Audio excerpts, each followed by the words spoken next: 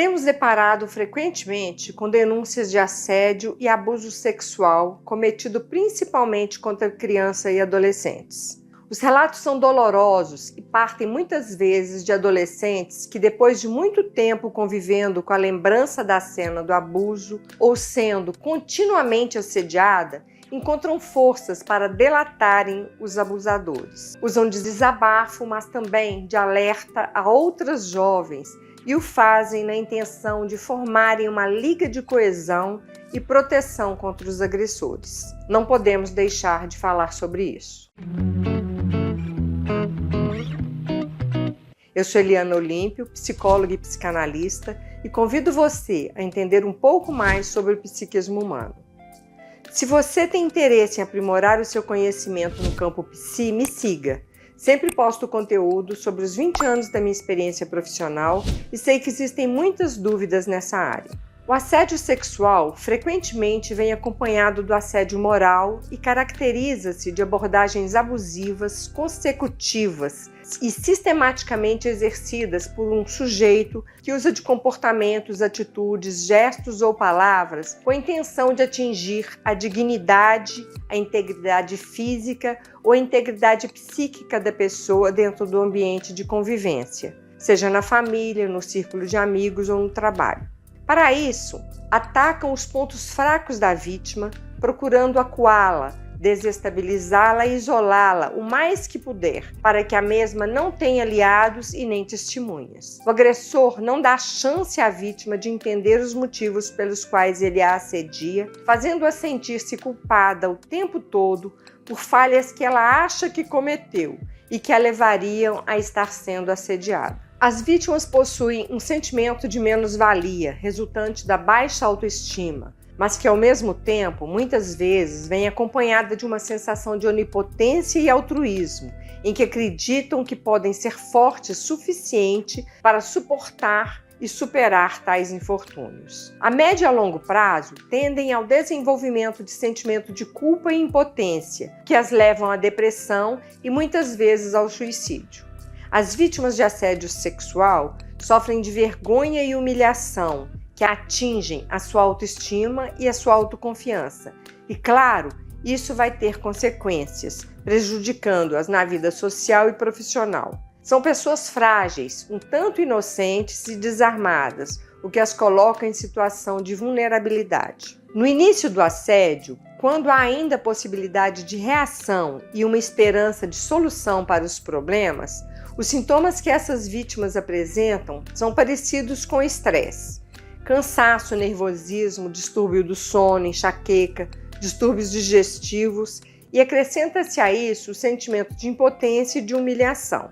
Se nesse estágio a pessoa for afastada ou se o assediador parar ou pedir desculpa, às vezes essa vítima, recupera o equilíbrio. Porém, se o assédio permanece, a depressão pode se instalar com intensa tristeza, complexo de culpa, insônia, irritação, fuga de ideias. Apresentam também os distúrbios psicossomáticos, como o emagrecimento, problemas digestivos, problemas endócrinos, crises de hipertensão, alterações cardíacas, alergias. Após meses de assédio, os sintomas iniciais de estresse se transformam em distúrbio psíquico, no qual as vítimas experimentam uma desestabilização permanente.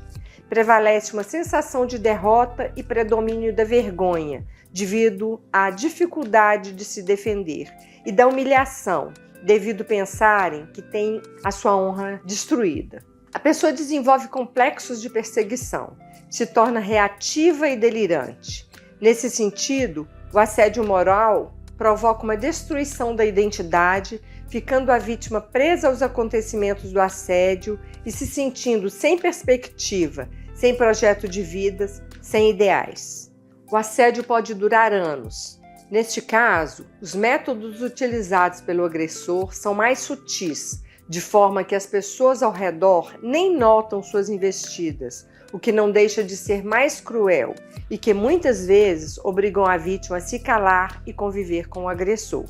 É comum o agressor ter sido ele mesmo vítima de abuso sexual na infância ou na adolescência, Outros, por terem sido expostos a situações de rechaço das mulheres na vida adulta, as agridem com assédio ou abuso, com a intenção de vingança.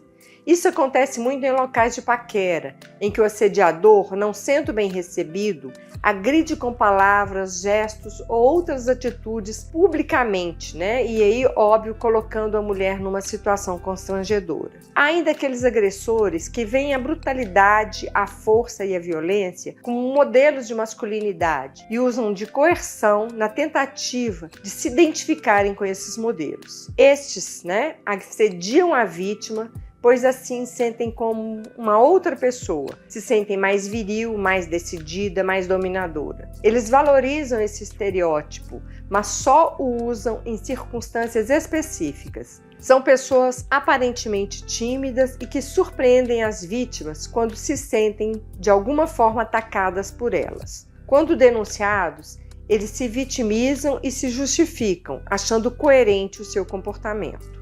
Há também aqueles agressores que, segundo a psicanálise, teriam um funcionamento perverso, em que o sujeito possui uma elevada autoestima, um narcisismo exacerbado e apresentam descaso e falta de empatia. São conscientes das suas intenções de deleitar-se com prazer às custas do sofrimento do outro. É o caso da pedofilia e de abusos de um adulto sobre outro, principalmente em ambiente de trabalho. Usam da força física, do poder hierárquico que acreditam ter sobre as vítimas, abusam da coerção ou da intimidação para obterem vantagens. Atacam a vítima de modo a inibi-la de se manifestar socialmente num incômodo e agressão e posam de bonzinhos. É por isso, pelo fato das vítimas ficarem isoladas, caladas, acuadas, que é importante criar uma rede de proteção para elas. Essa rede pode ser institucional, como é o caso das delegacias de apoio às vítimas de violência. Mas antes disso, é preciso que cada criança e cada adolescente que são mais vulneráveis tenham pessoas ao seu redor em que elas possam confiar